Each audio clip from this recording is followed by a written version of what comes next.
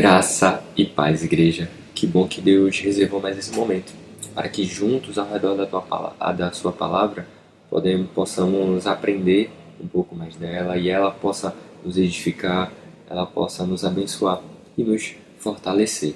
Que como igreja possamos estar aqui para receber aquilo que Deus quer falar para a sua igreja, para que possamos agir. Que sejamos bons ouvintes, ouvindo, entendendo e assim podendo praticar e assim podendo frutificar aquilo que estamos recebendo.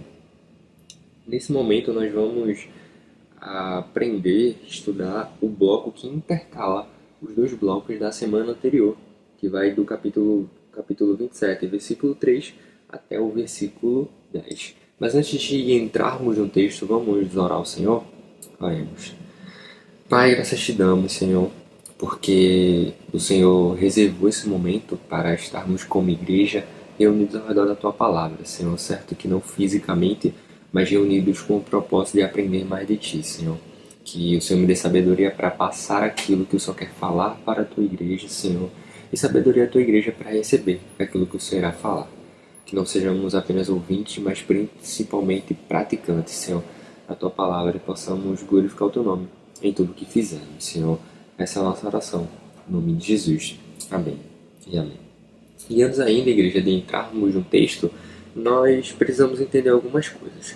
A primeira é que é quase impossível tratar desse texto sem fazer um paralelo com o bloco onde Pedro nega a Jesus. Porque aqui nós temos dois discípulos, Pedro e Judas, mostrando o ponto do arrependimento e o ponto do remorso e até as suas diferenças. E como a única coisa que separa esses blocos são dois versículos, que é o bloco anterior, Jesus entrega a Pilatos, é quase impossível não fazer essa comparação ou esse paralelo, mostrar o contraste entre essas duas traições que ocorreram, tanto a de Pedro como a de Judas.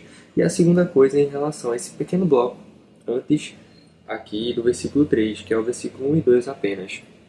Porque as coisas que aqui estão e como elas estão organizadas não são coincidências. Então, por exemplo, quando nós pegamos o capítulo 27, versículo 1 e 2, Mateus ele quer nos dar um panorama, um pano de fundo, já que o versículo 3 ele começa dizendo que Judas ele foi tocado de remorso porque percebeu que Jesus fora condenado.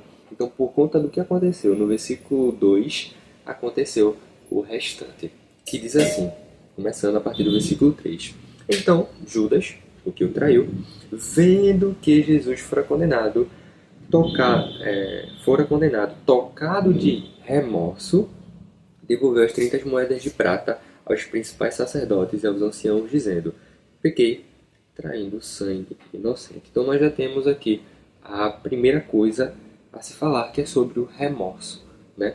Judas tocado de remorso. E nós podemos chamá-lo de um arrependimento enganoso, né?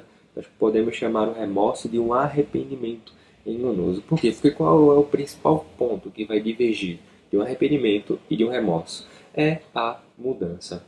No remorso não há mudança, não há o lutar para não cometer aquele erro, para não cometer aquele pecado de novo. Um exemplo que nós temos isso é no livro de Juízes. No livro de Juízes, ali depois de Josué, depois de eles conquistarem a terra prometida, estarem estabelecidos ali, nós vamos ver que depois que Josué morre, o povo ele começa a pecar. Então Deus começa a castigar o povo, ali fazendo com que seus inimigos venham a prevalecer sobre eles. O povo começa a orar a Deus, aparentemente arrependidos. Então Deus ouve essa oração, levanta ali um juiz para guiar o povo. Enquanto aquele juiz está estabelecido, o povo ele fica de bem com o Senhor. O juiz morre, o povo peca. E aí fica seguindo esse ciclo inúmeras vezes pelo livro de Juízes. Então, como é que nós podemos olhar para isso e dizer que o povo realmente se arrependeu? Se eles ficam nesse ciclo durante todo o livro de Juízes, né? Aqui em Lucas capítulo 3, nós temos também um exemplo disso. João Batista, ele está ali batizando as pessoas que se achegavam até ele, né, com o batismo de arrependimento. E em Lucas capítulo 3, a partir do versículo 12, vai dizer que foram também a João publicanos para serem batizados. E eles perguntaram a João: Mestre, o que havemos de fazer? Ou o que havemos de fazer para mostrar que estamos arrependidos? João respondeu a eles: não cobrem mais do que o estipulado. Ou seja, como eles vão mostrar que se arrependeram? Mudando. Tirando aquele pecado, aquele erro e deixando de lado, fazendo a sua mudança em suas vidas. A mesma coisa em relação aos soldados. Os soldados perguntam: e nós, o que faremos? Ele responde: a ninguém maltrateis e não deis denúncia falsa. Ou seja, mudem o seu comportamento para provar o quê? Que vocês se arrependeram. Porque arrependimento sem mudança não é arrependimento, é remorso. Os estudiosos dizem que Judas, em relação a Jesus, teve um desapontamento. Porque, assim como a maioria dos judeus, eles esperavam que o Messias fosse um rei político, alguém que iria restaurar o reino de Israel. Eles, naquele momento, naquele tempo, eram os oprimidos por Roma. E eles estavam esperando e achando que em um determinado momento eles iam ser os opressores por conta desse Messias. Só que não veio o Messias com poder político para restaurar o reino de Israel. Então ali Judas, por já ter uma ganância, por colocar ali a mão na tesouraria da igreja, por assim dizer, ele ficou desapontado por Jesus. E assim o traiu e assim o vendeu. Sabia que os sacerdotes, os fariseus, eles estavam esperando um momento ali para poder prender a Jesus, já que Jesus estava sempre com multidões à sua volta. Judas percebeu a oportunidade e aí agiu. Mas a segunda coisa que a gente pode tirar só desse versículo 3 e parte desse versículo 4 é que até aqui, calma, só com isso que nós lemos até agora, Judas é melhor do que muitos de nós. Só até o que lemos agora, Judas é melhor do que muitos de nós. É melhor do que Adão também. Por quê? Porque a primeira coisa que nós vemos aqui em Judas é que ele reconheceu o erro. Ele reconheceu o pecado. Porque ele diz o quê? Pequei traindo sangue inocente. Então ele disse: olha, eu traí sangue inocente. Eu traí um homem que não tinha culpa. Eu errei. Eu pequei fazendo isso. Traindo sangue inocente. Ele reconhece o erro. Ele reconhece que ele pecou. E a segunda coisa é que ele não coloca a culpa em ninguém, mas nele. Ele diz: pequei, traindo sangue inocente. Como se ele dissesse: eu pequei, eu traí sangue inocente. Ele poderia colocar a culpa, por exemplo: mas vocês aí também estavam oferecendo dinheiro para prendê-lo. Mas Jesus não atendeu às minhas expectativas. A culpa é dele, porque ele não atendeu aquilo que a gente esperava. Então, eu fui forçado a isto. Não, Judas diz: olha, eu pequei. Eu traí sangue inocente. Diferente de um certo homem lá em Gênesis, que no capítulo 3, versículo 2, diz assim que ele é acusado por Deus.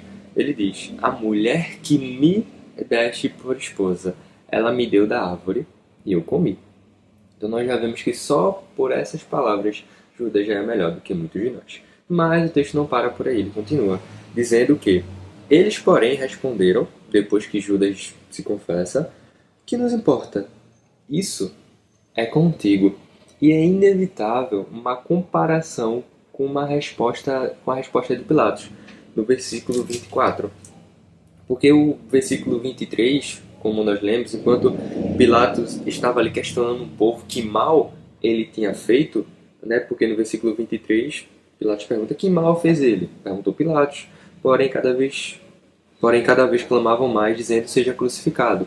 Então, o versículo 24 diz que, vendo Pilatos que nada conseguia, antes, pelo contrário, aumentava o tumulto, mandando vir água, lavou as mãos perante o povo, dizendo: estou inocente do sangue deste justo, fique o caso convosco. Então, assim como Pilatos, ele jogou a culpa para aquele povo, dizendo: olha, eu lavei as minhas mãos, eu tentei, eu fiz até onde dava, agora foi com vocês, eu lavei as minhas mãos.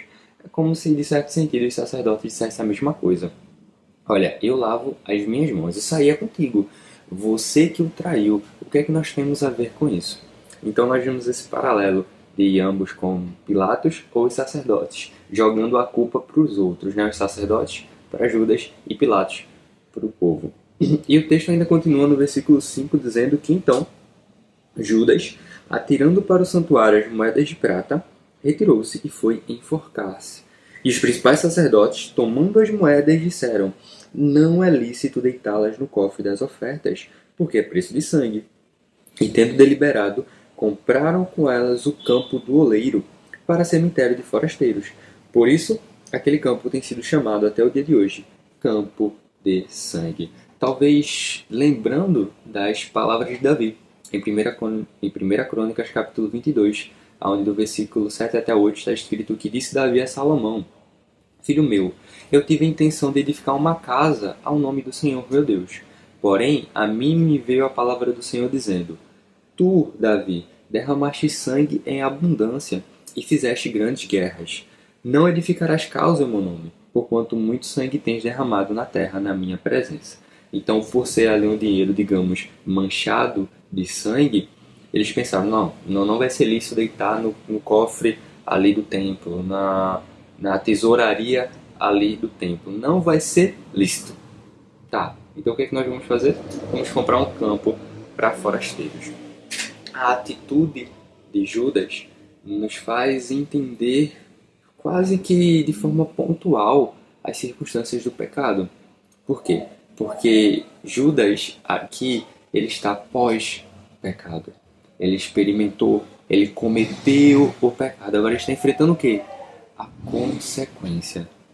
Agindo talvez de forma desesperada, como Mateus ele nos deixa aqui, que ele atirou para o santuário as moedas de prata, depois de ouvir aquilo que os sacerdotes disseram. E o que a gente consegue ler é que ele se retirou e logo ele já foi se enforcar. Então, aqui ele já tá no ato do desespero. Pelo que Mateus escreve, parece-nos que é isso. Já é o ato do desespero pós-pecado. De reconhecer que errou. De reconhecer que deveria ter sido mais forte ou que não deveria ter feito tal coisa. Que é o que acontece quando nós nos deixamos levar pelas emoções pecaminosas ou pelas oportunidades duvidosas. Que naquele momento, aos nossos olhos, parece que é um bom negócio. É uma boa, que não vai ser um problema. E aí depois de cometermos, depois de perceber o erros, nós caímos na real. Mas nós vamos tratar disso um pouquinho mais para frente. Aqui, pelo que nós lemos, do versículo 5 até 8, parece que está havendo uma competição de quem é pior e de quem ali consegue ter ali os seus atos muito mais miseráveis, por assim dizer. Por quê? Porque de um lado nós temos Judas, que traiu a Jesus, que entregou a Jesus por simples 30 moedas de prata. E do outro lado nós temos os sacerdotes, homens de Deus que estavam totalmente dormentes. Porque aqui talvez nós cheguemos no ápice da hipocrisia. Não, é pecado guardar as moedas no cofre. Tudo bem, nós somos piedosos, nós somos homens de Deus, nós somos santos e não vamos fazer isso. Mas dá pra gente comprar um campo. Dá aí pra gente comprar um campo para sepultamento só dos forasteiros. E o povo vai ver o quão bom nós somos, o que nós fizemos.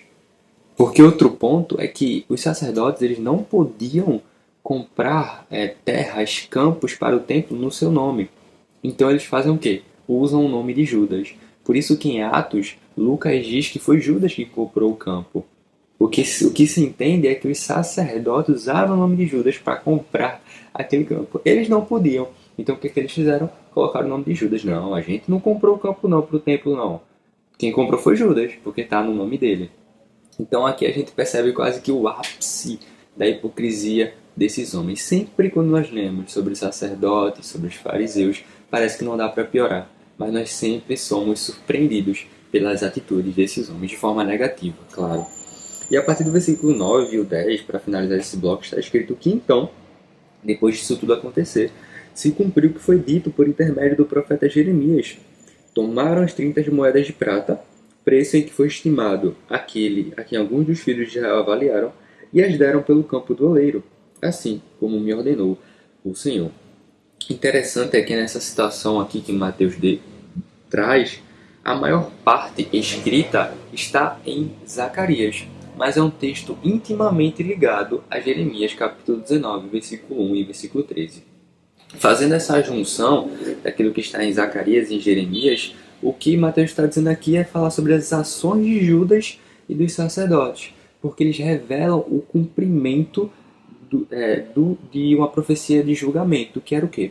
A traição do povo de Israel em relação ao Messias, em relação ao bom pastor, em relação a Jesus. Então a traição de Jesus que ocorreu era um simbolismo também para a traição de Israel para com Jesus nessa situação. Afinal, a nação de Israel rejeitou o bom pastor, rejeitou o Messias, rejeitou o Salvador. Mas ok, de forma mais pontual, o que é que nós podemos aprender com esse texto aqui? A primeira coisa que eu enxergo, de duas apenas, é que o arrependimento é mais difícil que o remorso, mas necessário para seguir em frente. O arrependimento é mais difícil que o remorso, mas necessário para seguir em frente. C.S. Lewis, em seu livro Cristianismo Puro e Simples, ele escreveu o seguinte, abre aspas, um cristão não é aquele que nunca peca, mas é aquele que consegue se erguer, independente do pecado, por causa de Cristo. O pecado ele é a transgressão da lei perfeita de Deus. O pecado é entristecer o Espírito Santo. O pecado é a separação de Deus. O pecado é o motivo da morte do próprio Deus na cruz. E sim, nós ainda temos um corpo corruptível, um corpo que é inclinado para o pecado. Não chegamos ainda naquele momento em que teremos um corpo totalmente santo.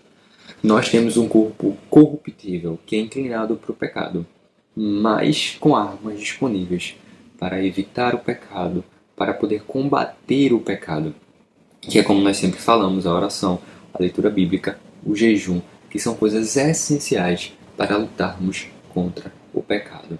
O remorso, igreja, ele vai ser entender que errou, achar que pediu perdão e seguir em frente como se nada tivesse acontecido. Ah, eu errei, eu pequei. Acontece, segue o baile. E aí, depois peca novamente. E aí não reconhece o pecado. E aí peca, peca e se torna um ciclo. Assim como um povo em Juízes. Já o arrependimento ele exige pelo menos duas coisas. Primeiro, nomear o seu pecado. Refletir sobre o erro cometido. Pensar, mesmo que seja doloroso, pensar que nós pecamos contra o nosso Deus. Nós precisamos pensar, nós precisamos refletir, pensar no que nos levou a cometer tal ato e como não cometê-lo de novo. Então, nomear o pecado. Senhor, me perdoa porque eu fiz isso, isso, isso, assim, assim e assim. Então, a primeira coisa que o arrependimento exige é refletir sobre o erro e nomear o erro ao Senhor. E a segunda coisa é comprovar o arrependimento com mudança. A primeira coisa que Judas faz não é ir até Deus em oração pedindo perdão. É ir aos sacerdotes dizer, olha, eu pequei, eu traí sangue inocente. Mas aí, logo após isso, depois de ouvir a resposta dos sacerdotes, ele simplesmente vai se enforcar. O que não acontece com Pedro. Nós sabemos que no bloco, depois de tudo aquilo, depois que o galo canta, e Pedro percebe que aquilo que Jesus disse aconteceu, ele chora amargamente, finalzinho do versículo 75.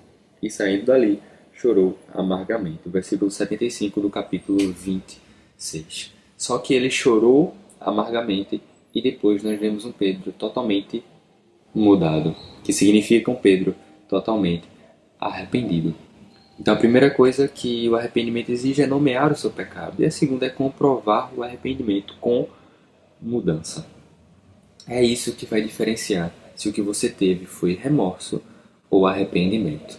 O arrependimento é mais difícil que o remorso, mas necessário para seguir em frente. Até porque, para mudar, você precisa gastar energia, você precisa lutar, você precisa vigiar. E não é nada fácil, mas é o necessário para a gente seguir em frente e até vencer aquele pecado que acabamos cometendo. Então esse é o primeiro ponto. O segundo é que necessitamos de uma vigilância constante. E claro, um ponto ele soma com o outro. O segundo, nós necessitamos de uma vigilância constante. Em Jeremias capítulo 19, versículo 7, Deus diz, e eu creio que é um versículo totalmente conhecido pela igreja, enganoso é o coração, mais do que todas as coisas, e desesperadamente corrupto. E em Mateus capítulo 15, versículo 19, Jesus diz que porque do coração procedem os maus desígnios. A primeira coisa aqui desse ponto a entender é que o coração corrompido de Judas levou à sua ruína. Como eu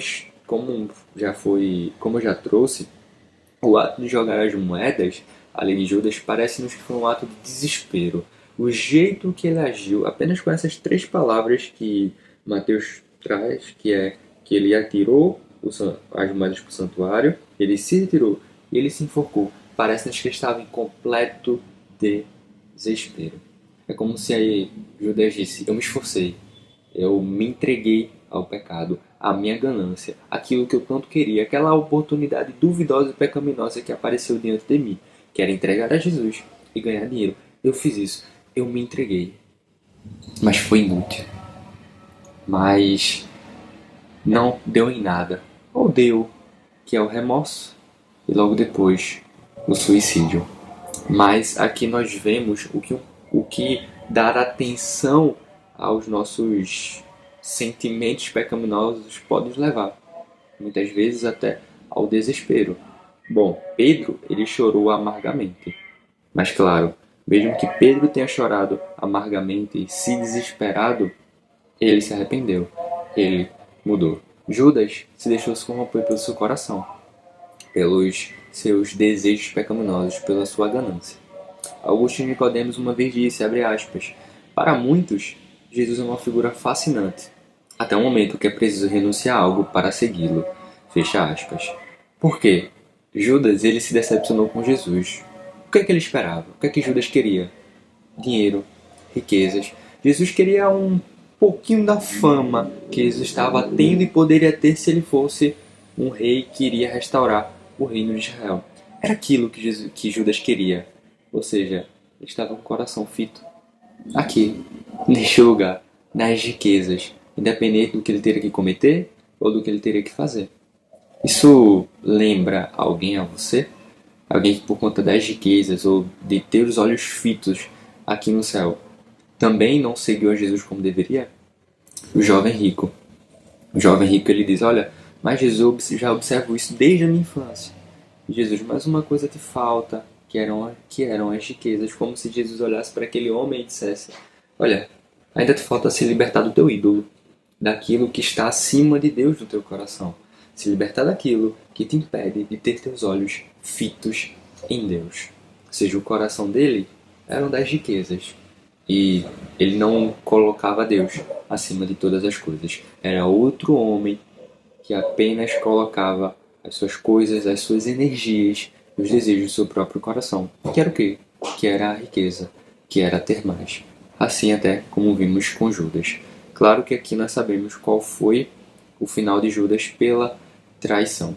E nunca mais ouvimos falar daquele jovem rico que não conseguiu deixar as riquezas para seguir a Jesus. O primeiro ponto é que o coração corrompido de Judas levou à sua ruína.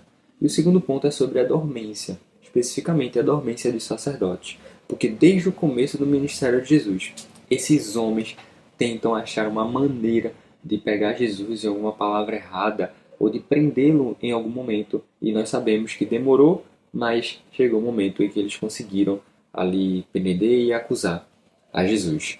Eram homens que talvez pudessem falar sobre a Torá ou sobre o Antigo Testamento de cor, sem precisar de ajuda, mas não tiveram a capacidade de reconhecer que Jesus é do cumprimento das profecias faladas desde Gênesis. Desde Gênesis. Não tiveram essa sabedoria para entender, para compreender. E não conseguiram perceber a própria dormência ao pecado. Perceber que, mesmo que eles fossem homens que se achavam o máximo, eles estavam em pecado. Cometiam pecado e nem sentiam. Nós precisamos vigiar para nos tornar igual a esses homens hipócritas que acusavam o pecado dos outros, que achavam que eram piedosos e santos, porque isso aqui eu não posso fazer, mas que pecavam e não se apercebiam do erro. Estavam dormentes ao pecado. Então o que nós aprendemos aqui com esse texto é que, em primeiro lugar, o arrependimento é mais difícil que o remorso, mas é necessário para seguir em frente. E o segundo ponto que nós aprendemos aqui é que nós necessitamos de uma vigilância constante. E claro, os dois pontos eles estão ali ligados. Amém, igreja, que essa palavra possa ficar em nossos corações, no seu coração, no meu coração, que possamos de fato ter entendido ela, refletir sobre ela e aplicá-la em nossas vidas. Que Deus nos abençoe.